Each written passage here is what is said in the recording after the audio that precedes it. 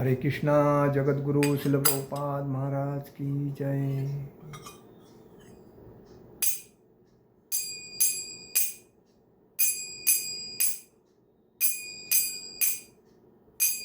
जय राधा माधव कुंज विहारी।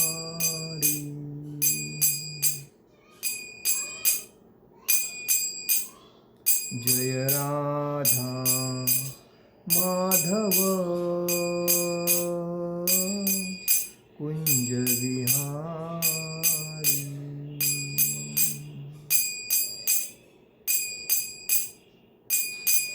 गोपीजन वल्लभ गिरिवरधारी। गोपीजन वल्लभ गिरिवरधारी। यशोदानंदन ब्रज जनरंजन। यशोदानंदन ब्रज जनरंजन। यमुना तीरा वनचारी। यमुना तीरा वनचारी। जय राधा माधव कुंज विहारी।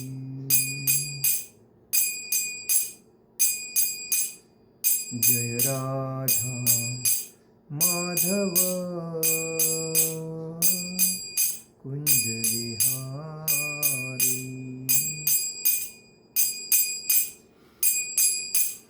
हरे कृष्णा कृष्णा कृष्णा हरे हरे। हरे राम राम राम हरे हरे। हरे कृष्णा कृष्णा कृष्णा हरे हरे।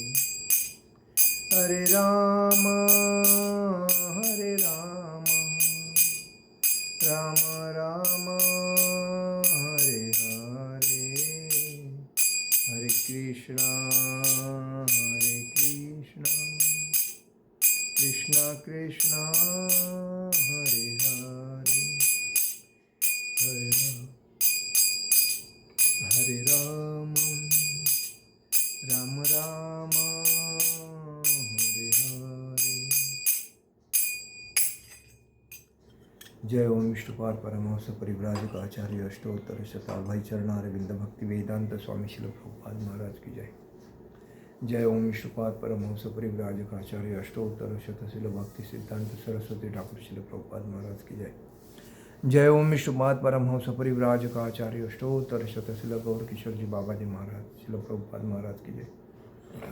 जय ओम विष्णुपाद परमहंस परिव्राजक आचार्य अष्टोत्तर शतशिल भक्ति विनोद ठाकुर शिल प्रभुपाद महाराज की जय। जय ओम विष्णुपाद परमहंस परिव्राजक आचार्य अष्टोत्तर शतशिल जगन्नाथ जी बाबा जी महाराज शिल प्रभुपाद महाराज की जय। श्री रूप सनातन भट्ट रघुनाथ श्री जीव गोपाल भट्टदास रघुनाथ चढ़ गोस्वामी शिल प्रभुपाद महाराज की जय। अनंत कोटि वैष्णव वृंद की जना अनामाचार्य शिल हरिदास ठाकुर की जय। प्रेम से कहो श्री कृष्ण चैतन्य प्रभु नित्यानंद श्री अद्वैत गदाधर शिवासादि गौर भक्त वृंद की जय। श्री राधा कृष्ण गोपीनाथ श्याम कुंड राधा कुंड गिरी गोवर्धन की जय। मथुरा वृंदावन धाम की जय। मायापुर नवदीप धाम की जय। द्वारका धाम की जय। अयोध्या धाम की जय। जगन्नाथपुरी धाम की जय। बद्रीनाथ धाम की जय। रामेश्वर धाम की जय। गंगा माई की जय। यमुना माई की जय। तुलसी महारानी की जय। भक्ति देवी की जय। हरिनाम संकीर्तन की जय।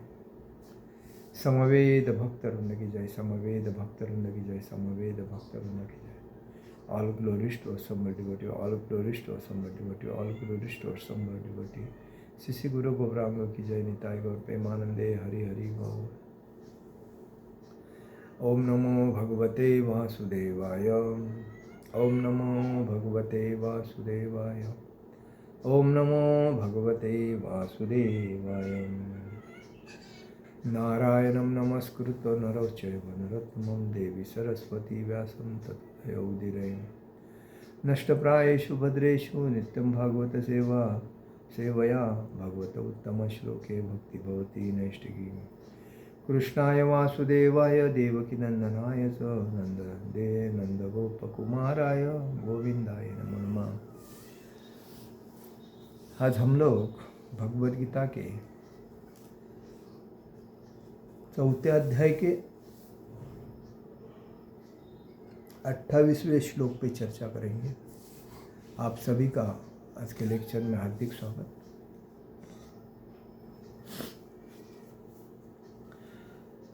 द्रव्ययज्ञास्तपोयज्ञा योगयज्ञास्तथा परे स्वाध्यायज्ञानयज्ञा च यतया संशितव्रतः। द्रव्ययज्ञास्तपोज्ञ योगयज्ञास्तथा परे स्वाध्यायज्ञानयज्ञा च यतयः संशितव्रताः। द्रव्ययज्ञास्तथा योगयज्ञास्तथा परे स्वाध्यायज्ञानयज्ञा च यतया संशितव्रताः। द्रव्य यज्ञ अपनी संपत्ति का यज्ञ, तप यज्ञ तपो का यज्ञ, योग यज्ञ अष्टांग योग में यज्ञ। इस प्रकार अपरे तथा म्हणजे इस प्रकार, अपरे म्हणजे अन्य, स्वाध्याय म्हणजे वेदाध्ययन रूपी यज्ञ, ज्ञान यज्ञ म्हणजे दिव्य ज्ञान की प्रगती हेतु यज्ञ, च म्हणजे भी, यतयः म्हणजे प्रबुद्ध पुरुष, संशित व्रता म्हणजे दृढ़ व्रत धारी। अनुवाद: कठोर व्रत अंगीकार करके कुछ लोग अपनी संपत्ति का त्याग करके कुछ कठिन तपस्या द्वारा, कुछ अष्टांग योग पद्धति के अभ्यास द्वारा अथवा दिव्य ज्ञान में उन्नति करने के लिए वेदों के अध्ययन द्वारा प्रबुद्ध बनते हैं। तात्पर्य श्रील प्रभुपाद महाराज की जय। श्रील प्रभुपाद जी लिखते तात्पर्य में, इन यज्ञों के कई वर्ग किए जा सकते हैं। बहुत से लोग विविध प्रकार के दान पुण्य द्वारा अपनी संपत्ति का यजन करते हैं। भारत में धनाढ्य व्यापारी या राजवंशी अनेक प्रकार की धर्मार्थ संस्थाएं खोल देते हैं। यथा धर्मशास्त्र, अन्य क्षेत्र, अतिथिशाला, अनाथालय तथा विद्यापीठ। अन्य देशों में भी अनेक अस्पतालें, बूढ़ों के लिए आश्रम तथा गरीबों को भोजन, शिक्षा तथा चिकित्सा की सुविधाएं प्रदान करने के दातव्य संस्थानें हैं। ये सब दान कर्म द्रव्यमय यज्ञ है। अन्य लोग जीवन में उन्नति करने अथवा उच्च लोगों में जाने के लिए चांद्रायन तथा चातुर्मास जैसे विविध तप करते हैं। इन विधियों के अंतर्गत कतिपय कठोर नियमों के अधीन कठिन व्रत करने होते हैं। उदाहरणार्थ, चातुर्मास व्रत रखने वाला वर्ष के 4 मास मतलब जुलाई सितंबर अक्टूबर तक में बाल नहीं काटाते, न ही कतिपय खाद्य वस्तुएं खाते हैं और न दिन में 2 बार खाते हैं, न निवास स्थान छोड़कर कहीं जाते हैं। जीवन के सुखों का ऐसा परित्याग तपोमय यज्ञ कहलाता है। कुछ लोग ऐसे भी हैं जो अनेक योग पद्धतियों का अनुसरण करते हैं, यथा पतंजलि पद्धति, ब्रह्म में तदाकार होने के लिए, अथवा हठ योग या अष्टांग योग विशेष सिद्धियों के लिए। कुछ लोग समस्त तीर्थ स्थानों की यात्रा करते हैं। ये सारे अनुष्ठान योग यज्ञ कहलाते हैं, जो भौतिक जगत में किसी सिद्धि विशेष के लिए किए जाते हैं। कुछ लोग ऐसे हैं जो विभिन्न वैदिक साहित्य तथा उपनिषद तथा वेदांत सूत्र या सांख्य दर्शन के अध्ययन में अपना ध्यान लगाते हैं। इसे स्वाध्याय यज्ञ कहा जाता है। ये सारे योगी विभिन्न प्रकार के यज्ञों में लगे रहते हैं और उच्च जीवन की तलाश में रहते हैं, किंतु कृष्ण भावनामृत इनसे पृथक अलग है, क्योंकि यहाँ परमेश्वर की प्रत्यक्ष सेवा कृष्ण भावनामृत में है।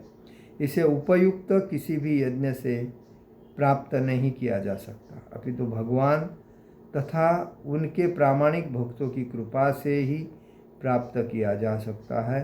फलता कृष्ण भावनामृत दिव्य है। ओम अज्ञानातिमिरान्धस्य ज्ञानाञ्जनशलाकया चक्षुरुन्मीलितेन तस्मै श्री गुरुवे नमः। श्री चैतन्य मनोभीष्टं स्थापितं येन भूतले स्वयं रूपकदामयं ददाति स्वपदान्तिकं।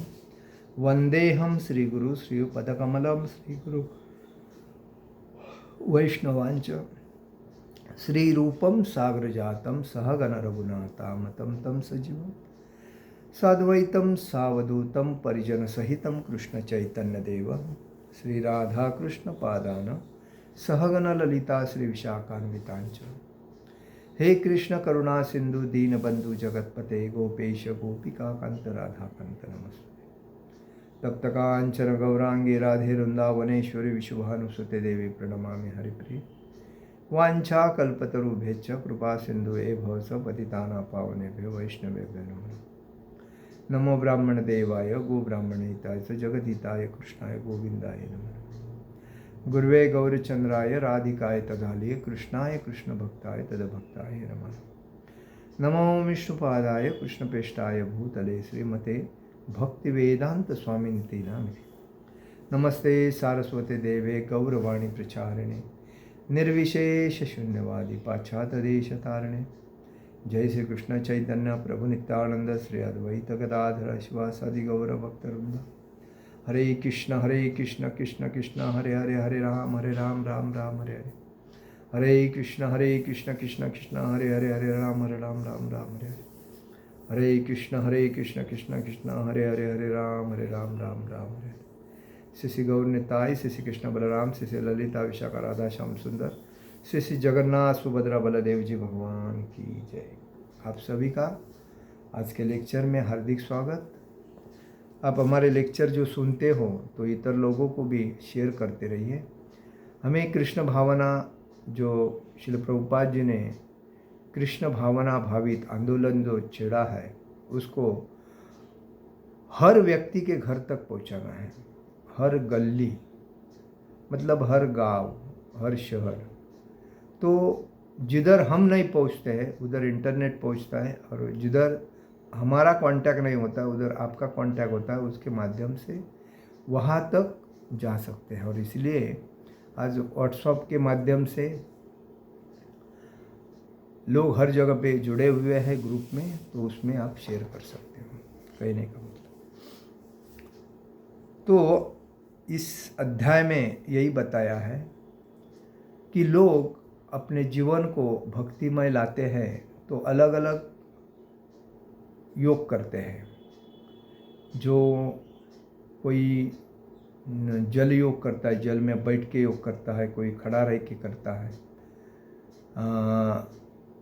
कोई किनारे पे, नदी के किनारे पे एक पैर पे खड़ा रह के यज्ञ करता है। तो ऐसे अलग अलग योग है जो ऐसे अष्टांग योग वगैरह करते हैं।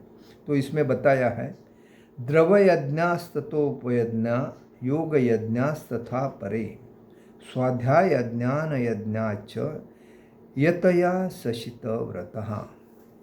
कठोर व्रत अंगीकार करके कुछ लोग अपनी संपत्ति का त्याग करके, कुछ लोग कठिन तपस्या द्वारा, कुछ अष्टांग योग पद्धति के अभ्यास द्वारा अथवा दिव्य ज्ञान में उन्नति के लिए वेदों के अध्ययन द्वारा प्रबुद्ध बनते हैं। इसमें कठोर व्रत अंगीकार करके संपत्ति का त्याग, जैसा जिसके पास बहुत संपत्ति होती है उसका पहला कर्तव्य है समाज में जो गरीबी है वो कैसी कम हो जाएगी और समाज में बेकारी जो है वो कैसी नष्ट हो जाएगी, समाज में जो असुविधाएं हैं जो कैसी दूर हो जाएगी उसके ऊपर ध्यान देना जरूरी है।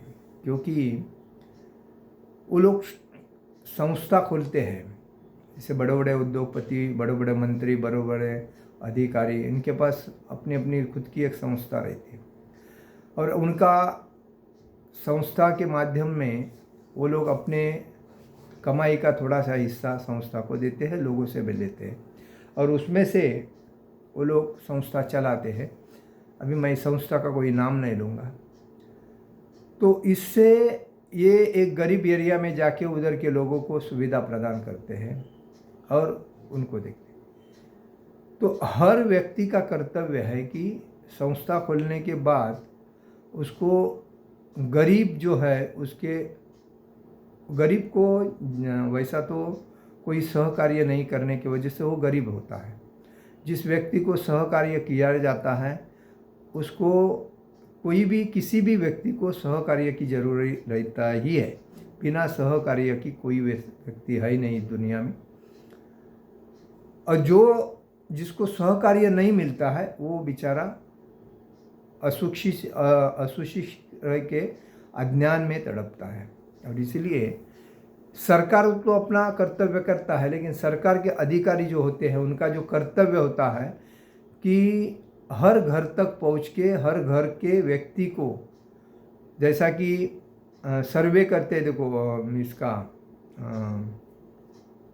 नाम नोंदनी का सर्वे करते हैं, तभी हर व्यक्ति घर में जाके उनके घर में कितने व्यक्ति है, कितने काम में जाते हैं, कितने घर में वयोवृद्ध है, कितने बच्चे हैं, कितने ये करते हैं। तो उसी वजह से मालूम पड़ता है कौन काम में नहीं है का। तो ये हर व्यक्ति का कार्य, मतलब उद्योगपतियों का और सरकार का ये कार्य है। तो उसमें यज्ञ जो है वही बोलते हैं, यज्ञों के कई वर्ग किए जा सकते हैं। बहुत से लोग विविध प्रकार के दान पुण्य द्वारा अपनी संपत्ति का यजन करते हैं। मतलब कोई दान धर्म करता है, कोई कपड़ा दान करता है, कोई अन्न दान करता है, कोई मैं ऐसा भी देखा है, कोई बहुत से लड़का लड़कियों को एकत्र करके उनके संबंध शादी के बना के वो शादी करने का बड़ा उत्सव करते हैं। मतलब 1000 लोगों का 1000 जोड़ियों का शादी किया, उनको पूर्णतः उनकी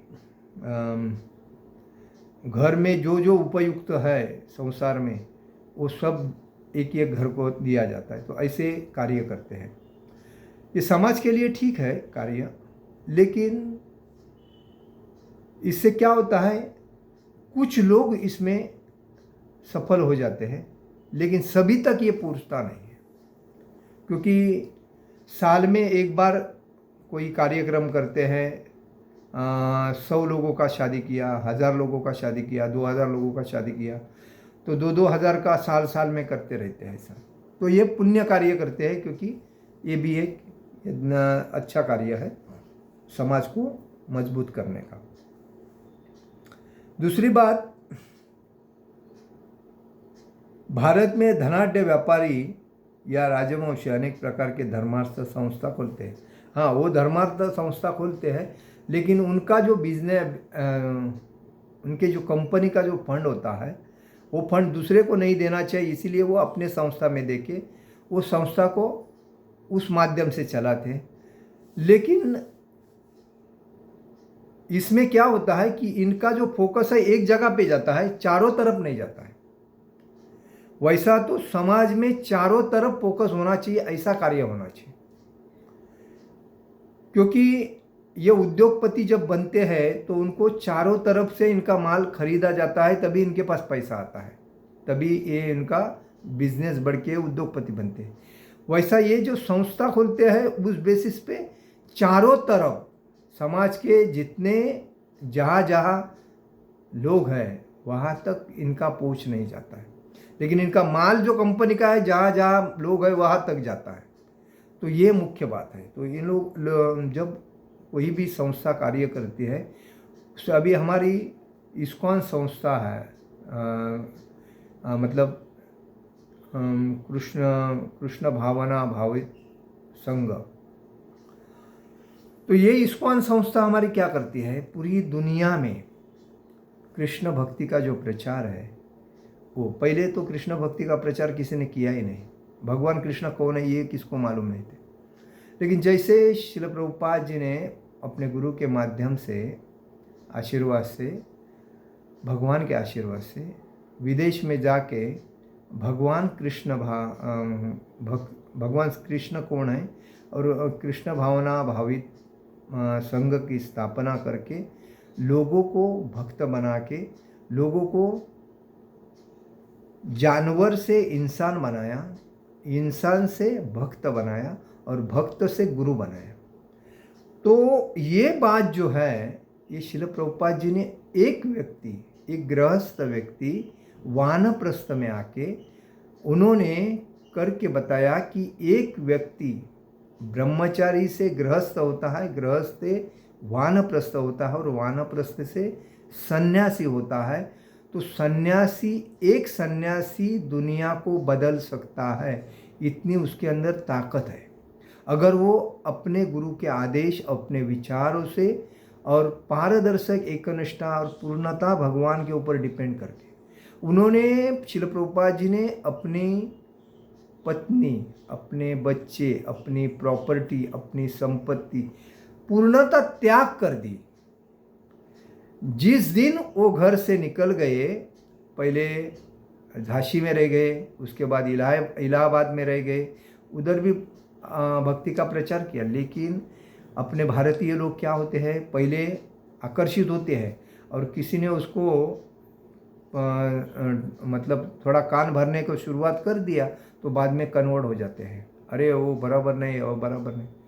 लेकिन विदेशी लोग का एक है, उनका ठाम मत होता है, एक बार तुम्हारे ऊपर भरोसा करने के बाद वो पूरा भरोसा, पहला वो लोग उसकी परीक्षा लेते हैं, जानते हैं हकीकत में क्या है वो, और उसके बाद जब भरोसा रखते हैं तो उसका जीवन में परिवर्तन ला के छोड़ते हैं, वो उसको अधूरा नहीं छोड़ते। तो आज जितनी इस्कॉन में श्रील प्रभुपाद ने, भारत में पहली एक भी मंदिर नहीं था, लेकिन प्रभुपाद ने विदेश में जाके पहले 108 मंदिर बनाए। हाँ, 108 मंदिर बनाने के बाद में वो भारत में आके एक एक मंदिर बनाना शुरू कर दिए उनके पैसे से, और बाद में इंडिया के लोग उनको देख के कृष्ण भावना भावी संघ में ज्वाइन होने को लगे, भक्ति करने को लगे।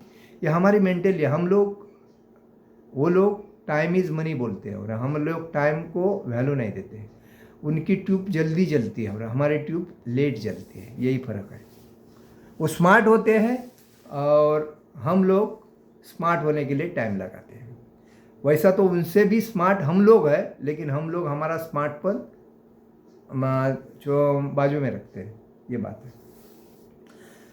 लेकिन उन्होंने आज इस्कॉन की स्थापना हुई, इसका मतलब क्या, उन्हीं के वजह से हुआ। इसीलिए विदेशी लोगों का हमें ज़्यादा आदर करना जरूरी है। ये नहीं कि विदेशी लोगों ने हमारे देश पे राज्य किया था, ब्रिटिशों ने हमारे देश को कंगाल किया था, ये बात सही है, लेकिन आज विदेशी लोगों ने ही अपने देश में ये जो कृष्ण भावना भावी संघ है उसको आगे बढ़ने के लिए सहकार्य किया।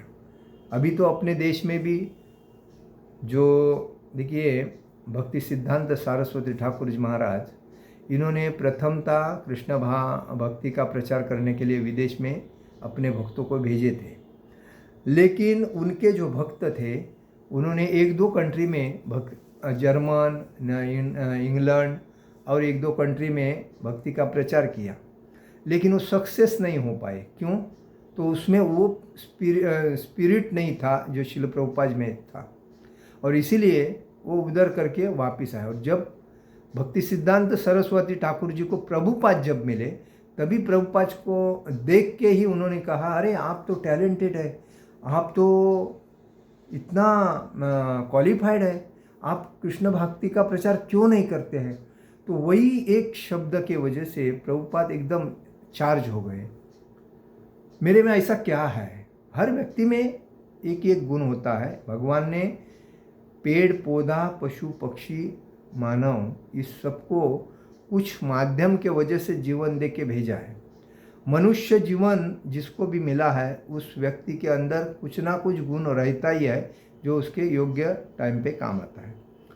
और इसीलिए कभी भी आदमी ने एक मराठी कहावत है, दुसऱ्याचं ऐकावं पण मनाने करावं, ऐकावे जनाचे करावे मनाचे। हमें सबका सुनना चाहिए, लेकिन अपने मन में अपने भगवान अंदर बैठा, वो हिसाब से हमें कार्य करना चाहिए। हम जब दूसरे का सुन के हम काम करते हैं ना, तो हम गोता खाते हैं, किधर भी तकलीफ होती, और इसीलिए ये बताते हैं। तो भक्ति सिद्धांत सरस्वती ठाकुर जी ने, जो इंडिया के लोग जो थे भक्त हुए थे, वो खाली उनके जो गौड़िया संप्रदाय में अपना एरिया देखते थे, अपना मंदिर देखते थे, अपना ग्रुप देखते थे, वही उतना, उसके आगे जाना नहीं चाहते थे। और इस वजह से उन्होंने प्रभुपाद जी को बोला, उसमें मिलो मत, मिक्सिंग मत हो जाओ, आप अलग रहो उसमें। वो खाली बाहर जाना ही नहीं चाहते हैं, खाली इधर ही देखते। तो ये जो हमारे लोगों की जो मेंटेलिटी है ना, ये अभी भी बदली नहीं हुई। अभी भी कोई मंदिर में कोई बहुत से लोग रहते हैं, एक एक पद को 8 साल 10 साल 20 साल 30 साल चिपक के रहते, 40 साल तक। ये गलत है। वास्तविक टेम्पल रहे, सोसाइटी रहे या राजकारी अधिकारी रहे, उसमें ज़्यादा दिन किसी व्यक्ति को टिकने नहीं देना चाहिए। उसको साल में या 2 साल में उसका बदली होना जरूरी है, तो दूसरे को सोर्स मिलेगा। जब दूसरा आता है तो उसमें कोई चेंजेस होता है। बहुत से लोग ऐसा होता है कि पहले 1-2 साल में कार्य करते हैं अच्छा, उसके बाद गाड़ी ठंडी हो जाती है तो वही गाड़ी धक्का मारते चलती रहती है, तो बाद में लोग उसको हिलाना नहीं चाहते। तो उसको हिलाना चाहिए, क्योंकि एक्टिव जो लोग आते हैं तो अलग अलग कार्य करते हैं। और एक्टिव में भी वैसे लोग लेना चाहिए जो भक्ति में दृढ़ है, जो सच्चे भक्त है, शुद्ध भक्त है। नहीं तो आज भौतिक संसार में अपना पेट भरने के लिए सब लोग इधर उधर पद के पीछे पड़े रहते हैं।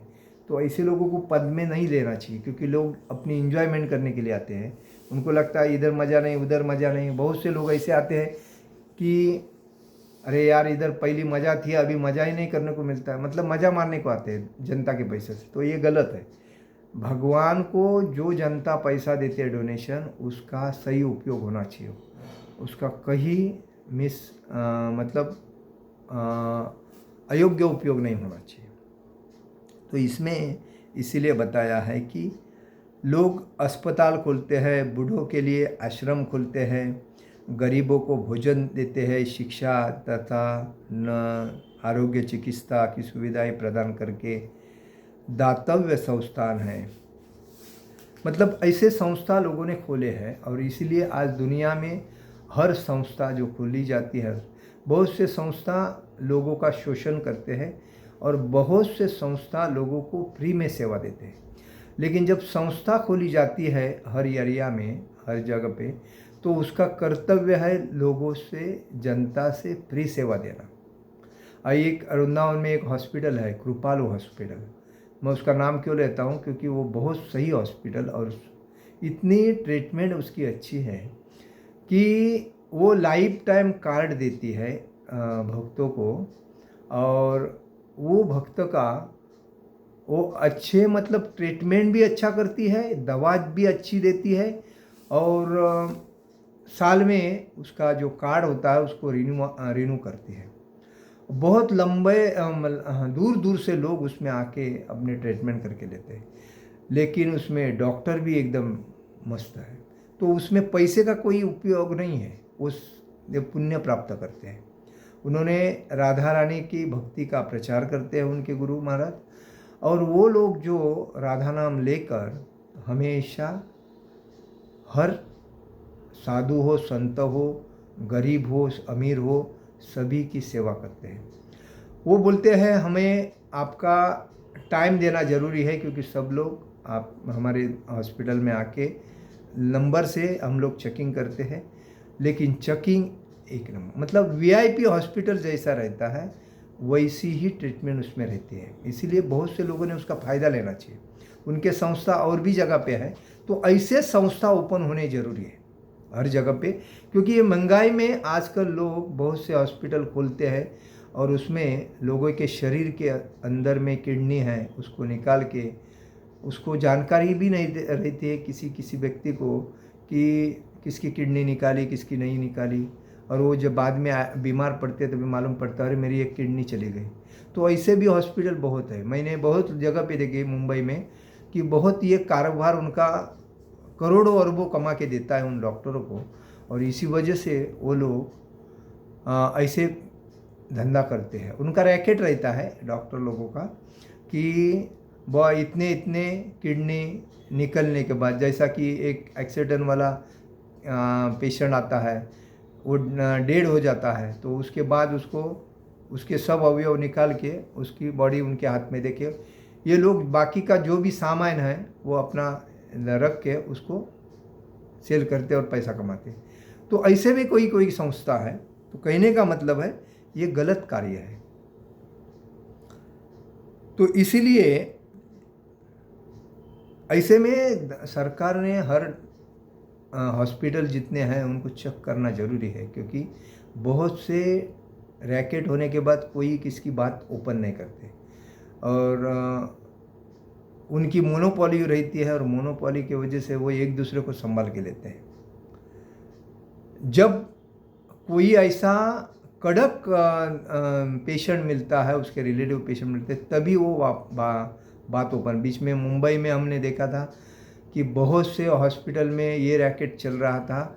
जब उनको मालूम पड़ा ये हॉस्पिटल में है तो उनको सील किया था ओपन होने के बाद, लेकिन पहला कितने सालों से चल रहा है। ऐसे आज भी कितने हॉस्पिटल, किसने नर्सिंग होम में ये रैकेट चलता ही है, लेकिन कौन देख रहा है? तेरी चुप मेरी चुप में चल रहा है सब।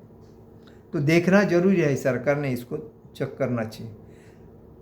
तो अन्य लोग जीवन में उन्नति करने अथवा उच्च लोगों में जाने के लिए चांद्रयान तथा चतुर्मास जैसे विविध तप करते हैं।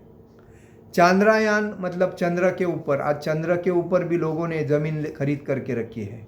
बीच में एक एक्टर मर गया, उसने चंद्र के ऊपर ज़मीन लिया था। बड़े बड़े अरबोपति जो है उन्होंने चंद्र के ऊपर रहने के लिए अपनी ज़मीन लेके रखी है, और वो यान से जाएंगे उधर, अपना घर बांध के उधर रहने वाले। तो आदमी चंद्र के ऊपर लोग ऑलरेडी है ही है, लेकिन ये लोगों ने ऐसा सोचा कि हम ये धरती पे जगह नहीं है, सब पैक होने वाला है, तो चंद्र पे जगह लेके रखी है। ऐसे लोग हैं, तो उनको लगता है उधर जाने से अच्छा रहेगा, ऐसा लगता है। तो लोगों की मतलब पैसा क्या कर सकता है, देखो आदमी की बुद्धि को कैसा भ्रमिष्ट करता है। अगर धरती पे रह के सब कुछ प्राप्त कर सकता है आदमी, अगर उसके विचार अच्छे हैं, गोल अच्छा है तो। लेकिन जब पैसा ज़्यादा आदमी के पास आता है तो उसकी बुद्धि भ्रष्ट हो जाती है, तो उसको लगता है मैं इधर डालूँ उधर डालूँ ये। लेकिन इसका उम्र कितना है? 100 साल। बाद में किधर जाएगा? वही जितना पुण्य। आदमी का मुख्य कर्तव्य क्या है? कर्म अच्छा करना, बराबर है। बाल बच्चों को प्रॉपर्टी बना के रखना ये कर्म नहीं है, ये तो स्वार्थीपना हो गया। उसके साथ उसका कर्म जाता जब है ना, तो कर्म के अनुसार ही उसको अगला जीवन मिलता है, या कर्म अगर अच्छा करता रहता है तो उसको भागवत धाम में मिलता है। भक्ति और कर्म अच्छा रहना चाहिए। लेकिन आदमी कर्म क्या करता है? पाप से कमा रहा है, किसी को लूट रहा है, चीटिंग कर रहा है, गलत गलत रास्ते से, तो ये सब नरक में जाने का कार्य है। चातुर्मास का नियम इसमें क्या बताया है? चातुर्मास जो आते हैं जुलाई, अगस्त, सितंबर, अक्टूबर, तो ये जो 4 महीने होते हैं उसमें भगवान का व्रत होता है, उसमें लोग चटाई पे मतलब ज़मीन पे सोएंगे, पलंग पे नहीं सोएंगे, एक टाइम खाएंगे, दिन भर कुछ नहीं खाएंगे, पानी तक नहीं पिएंगे, खाली सुबह सूरज डूबने के बाद सूरज में, तो ऐसा उनका भोजन रहता है। और बहुत कठिन तपस्या है वो, वैसी तप करने से उनको बहुत आनंद प्राप्त होता है। तो ये तपस्या है। उसके बाद बाल नहीं काटेंगे, दाढ़ी बाल नहीं काटेंगे, नाखून नहीं काटेंगे, जो भी कुछ होता है ब्रह्म मुहूर्त में करके बाद में स्टॉप। तो ये अतिशय कठोर है तब चातुर्मास। तो इन विधियों के अंतर्गत और भक्ति में ज़्यादा दृढ़ रहेंगे, उसमें ज़्यादा करके 64 माला से ऊपर माला करेंगे, अध्ययन ग्रंथों का अध्ययन करेंगे, माला जप करेंगे, परिक्रमा करेंगे। मतलब उस टाइम एक ही टाइम वो लोग प्रसाद ग्रहण करते हैं, जल एक टाइम लेते हैं, तपस्या है वो। तो ऐसी तपस्या कठोर होती है। और इसमें बताया है कि विविध अंतर्गत कथित कठोर नियमों के अधीन कठिन व्रत करते होते हैं। उदाहरणार्थ चातुर्मास व्रत रखने वाला वर्ष के 4 मासों में बाल नहीं काटता है, न ही कतिपत खाद्य खाता है, कोई बाहर का खाना नहीं खाएगा, न दिन में 2 बार खाता है, न निवास स्थान छोड़कर कहीं जाता है। मतलब उस दिन 2 टाइम नहीं, खाली एक टाइम खाएगा और किधर जाएगा नहीं, भगवान की भक्ति करे, एक जगह पे रह के करे। वो 4 महीने तक ऐसा कठोर तप करते हैं क्योंकि चातुर्मास रहता है। तो उसके बाद जीवन के सुखों का ऐसा परित्याग तपोमय यज्ञ कहलाता है। मतलब ऐसा जब हम यज्ञ करते हैं, तप करते हैं, तपस्या जीवन में करना जरूरी, हर व्यक्ति को तपस्या करना है। हम लोग जब से आए हैं तब से आहार निद्रा भय मैथुन के पीछे लगने से हम जीवन में क्या जमा करते हैं, पाप जमा करते हैं, अपराध जमा करते हैं। लेकिन हमें कभी भी कोई तीर्थ क्षेत्र में जाना चाहिए, साल में एक बार, वहाँ के साधु संतों की, भक्तों की सेवा करनी चाहिए, उनको धन देना चाहिए, कुछ कपड़ा दान देना चाहिए, कुछ उनके हाथ में लक्ष्मी देनी चाहिए, ऐसा देना चाहिए। और उनके चरण छू के उनसे कुछ जानकारी लेना, प्राप्त करना चाहिए, उनसे बात वगैरह करनी चाहिए। ऐसा नहीं कि 4 दिन का ट्रिप निकाला, गया, इधर दर्शन किया, उधर दर्शन किया, उधर दर्शन किया, अरे मेरे को काम पे खड़ा हो जाएगा, नहीं नहीं नहीं चलो भागो भागो, इसको दर्शन नहीं बोलते हैं।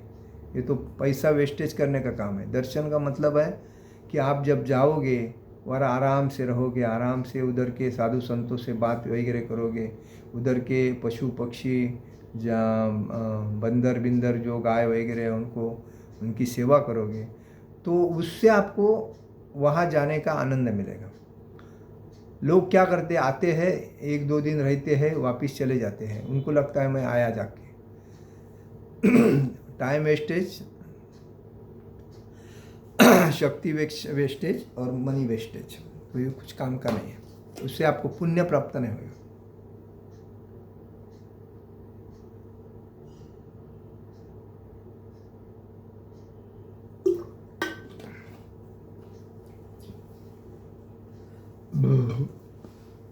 पुण्य प्राप्त करने के लिए हमें हमेशा साधु संतों का आशीर्वाद लेना जरूरी है। जैसा कि साधु संत, मराठी में कहावत है, साधु संत येती घरा तोची दिवाळी दसरा। तो हम पुण्य क्षेत्र में जाते हैं, तीर्थ क्षेत्र में जाते हैं या धाम में जाते हैं, तो वहाँ जो साधु है वो तपस्या करते रहते हैं, वो पैसे के पीछे नहीं पड़ते हैं, वो खाली भक्ति के पीछे, भगवान को प्राप्त करने के पीछे पड़ते हैं। और वैसे व्यक्ति से हमें अगर आशीर्वाद मिलते हैं तो वो पुण्य है, वो मिलना चाहिए। और वो व्यक्ति अगर अपने घर में अगर आता है तो समझो क्षेत्र, तीर्थ क्षेत्र आपके घर दरवाजे पे आया, समझ जाओ, ये बात है। तो ऐसे लोगों से चरण धो के पानी पीना चाहिए और सर पे उड़ाना चाहिए।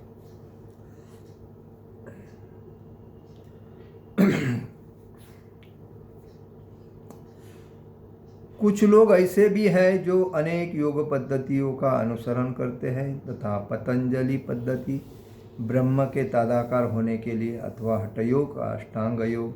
अष्टांग योग कल के मैंने प्रवचन में दिया है, यम, नियम, आसन, ये जो अष्ट योग है, तो उस पद्धति से लोग कोई करते हैं वो अष्टांग योग। कुछ लोग समस्त तीर्थ स्थानों की यात्रा करते हैं।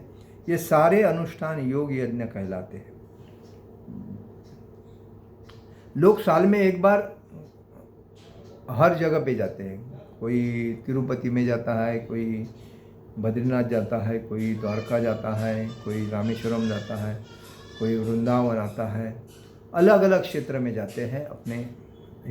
लेकिन हमें भगवान कृष्ण के धाम में जाना जरूरी है। साल में किधर मत जाओ, लेकिन साल में एक बार अगर वृंदावन में आके पूर्ण यमुना में स्नान करके पूर्ण वृंदावन का वृंदावन परिक्रमा, यमुना स्नान, गोवर्धन परिक्रमा, राधा कुंड, श्याम कुंड परिक्रमा, ये जो करने से जो प्राप्त मिलता है, तो बुरी दुनिया में किधर भी जाओ इतना प्राप्त आपको पुण्य नहीं मिलेगा। तो साल में लोग एक नहीं 4-4 बार आके प्राप्त करते हैं। जो बिजनेसमैन रहते हैं, ये नौकरशाही वगैरह रहते हैं, वो कभी कभी 2-2, 3-3 बार आते हैं। अभी वृंदावन रहने वाले तो वो तो 10 दिन प्राप्त करते हैं। और वृंदावन का वैशिष्ट्य क्या है, जो वहाँ आता है वो एक माला अगर कोई करता है हरे कृष्ण महामंत्र का, हरे कृष्णा कृष्ण कृष्ण हरे हरे, हरे राम राम राम हरे हरे, तो वो उसका गिनती 1000 मंत्र बोलने के जैसा होता है वृंदावन धाम में। इतना वहाँ का वैशिष्ट्य है। तो एक माला 108 का अगर मंत्र जपता है तो उसका समझो 1008 माला किया ऐसा हो जाता है। एक मंत्र 1000 के समान है। तो एक माला जब करता है तो 1,08,000 माला किए के जैसा उसका फायदा होता है।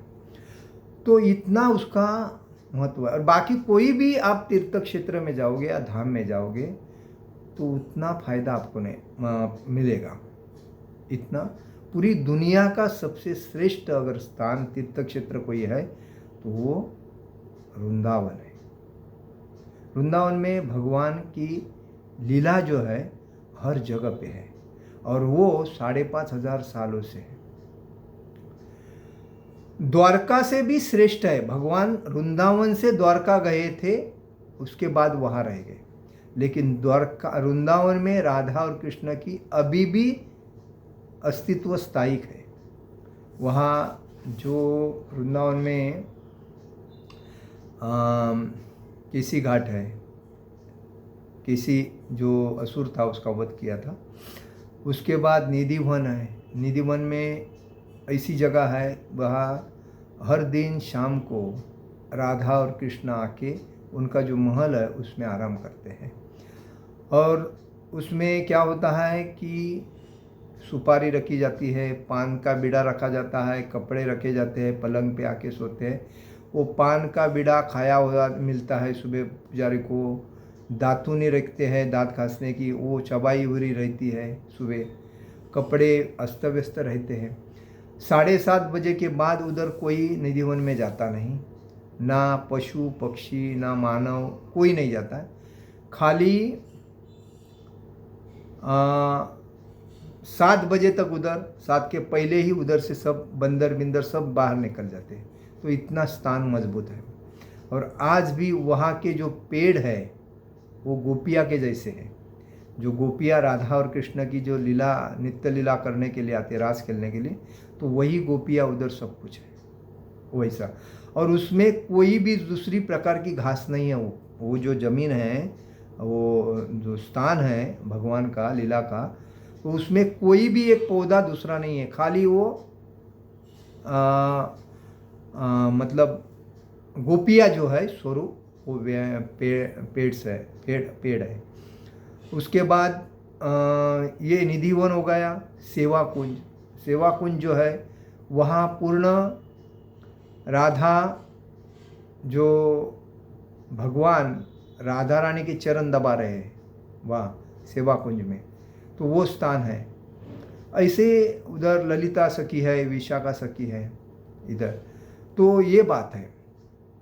तो ऐसी बहुत सी स्थानें हैं जिधर भगवान ने, गोपियाँ जब नदी में स्नान कर रही यमुना में, तभी पेड़ के ऊपर कपड़े रखे थे बाजू में, तो भगवान ने जिस पेड़ पे चढ़कर गोपियों के कपड़े बाजू में किए थे, वो पेड़ अभी भी है। जिस पेड़ पे चढ़कर कालिया नाक के फनियों के ऊपर भगवान नाचे थे, वो पेड़ अभी भी है 5,500 साल होने के बाद भी। तो ऐसी बहुत सी स्थानें हैं जो, इसीलिए इस दुनिया में सबसे श्रेष्ठ अगर कोई स्थान है, तीर्थ क्षेत्र स्थान या धाम, तो वो वृंदावन धाम है। तो एक बार भी आदमी आता है तो उसका जीवन सफल हो जाता है। और इसीलिए आज लोग वृंदावन में आने के लिए बहुत तरसते हैं। और इतनी जगह छोटी है, पब्लिक ज़्यादा है।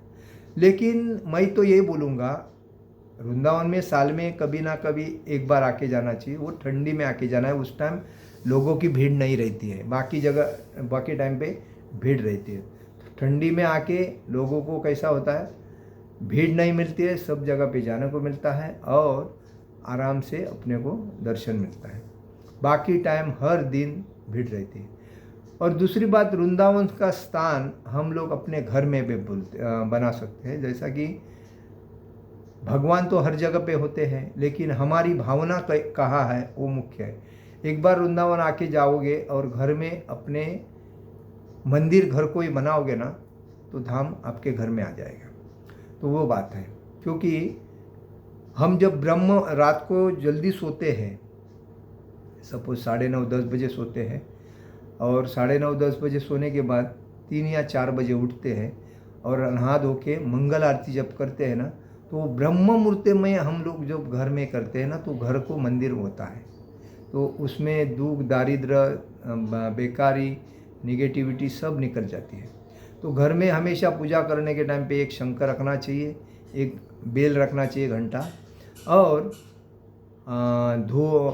बत्ती, फूल, अगरबत्ती और शंख, पानी ऑफर करने के लिए, और कपड़ा, ये रख के भगवान की भक्ति करनी चाहिए।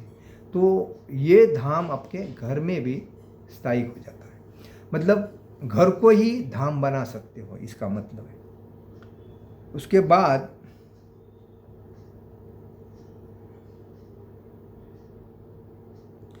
कुछ लोग समस्त तीर्थ स्थानों का यात्रा करते हैं। ये सारे अनुष्ठान योग यज्ञ कहलाते हैं, जो भौतिक जगत में किसी सिद्धि विशेष के लिए किए जाते हैं। कुछ लोग ऐसे हैं जो विभिन्न वैदिक साहित्य तथा उपनिषद तथा वेदांत सूत्र या सांख्य दर्शन के अध्ययन में अपना ध्यान लगाते हैं। इसे स्वाध्याय यज्ञ कहा जाता है।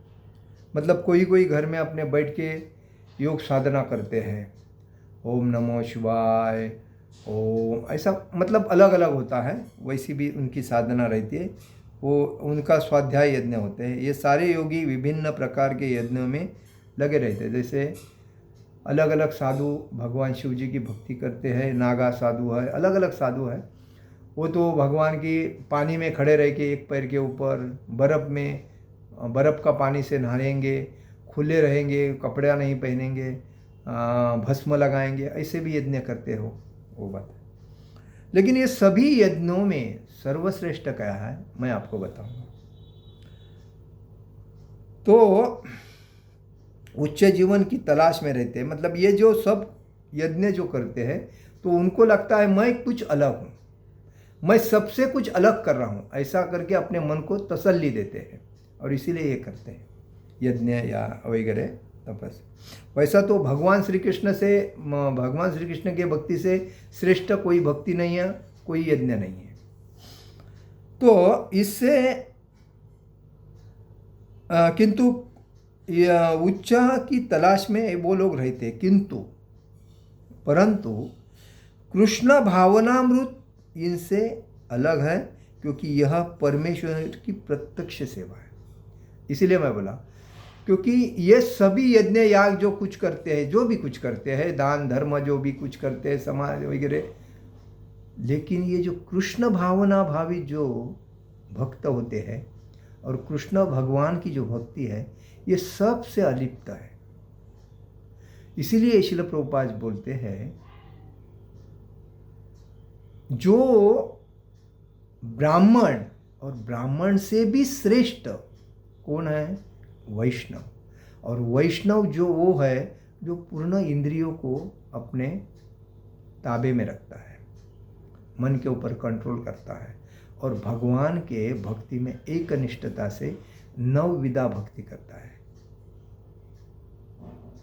तो इसीलिए कृष्ण भावनामृत में जो भी आता है वो प्रत्यक्ष भगवान की सेवा करता है, प्रत्यक्ष भगवान का नाम करता है, हरे कृष्ण कृष्ण कृष्ण हरे हरे, हरे राम राम राम हरे। उसके जीभ के ऊपर राधा कृष्ण दर दिन जप करने के टाइम पे नाचते रहते हैं, बराबर, वो भाव है। उसके बाद वो स्मरण नवविधा भक्ति करता है, बराबर।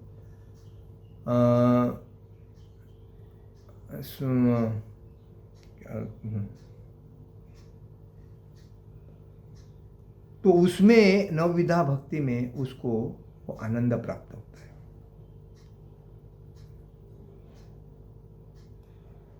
कथा सुनता है,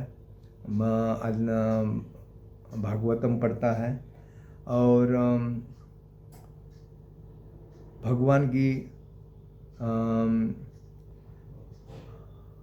कीर्तन, मतलब कथा सुनना, मतलब स्मरण कीर्तन, अर्चनम, दास्यम, साक्ष्यम, पाद सेवन, निवेदन, ये नवविधा जो भक्ति है, वंदन वगैरह, ये सब नवविधा भक्ति वो करके भगवान को प्राप्त करता है।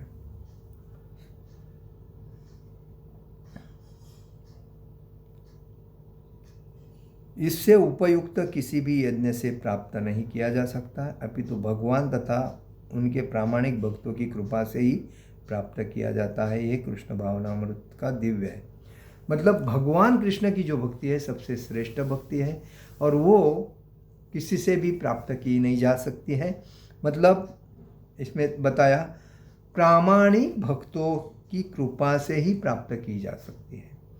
तो बाकी सब लोग अलग अलग करते हैं, वो अपने मान मर्जी से करते हैं, वो ठीक है, उनको लगता है मैं दान धर्म कर रहा हूँ, अच्छा हो ये वो।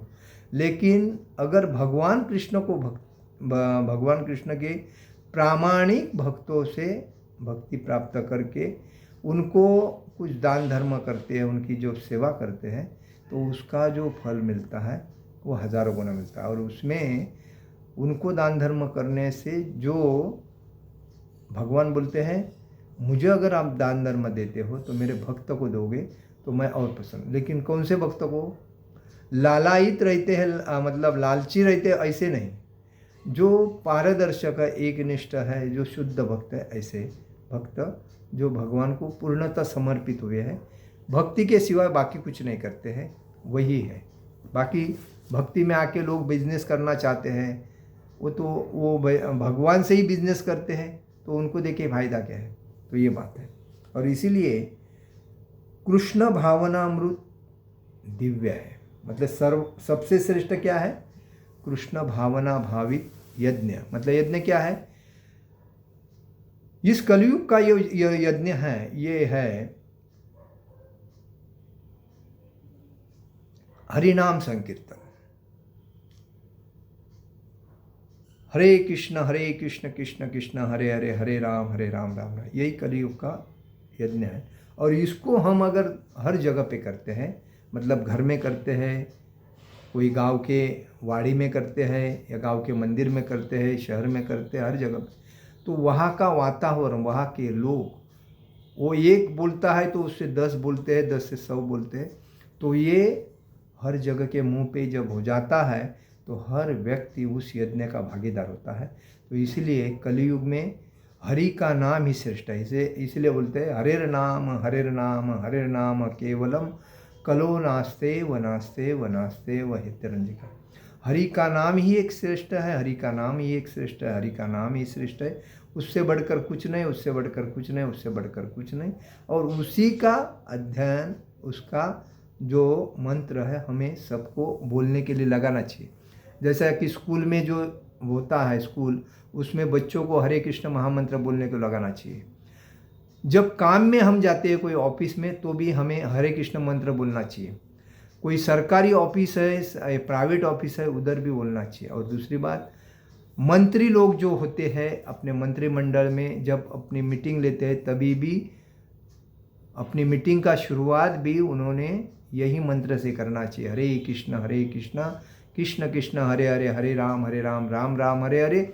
और बाद में उसको चालू करना चाहिए। अगर ये कार्य हर जगह पे होता है ना, तो ये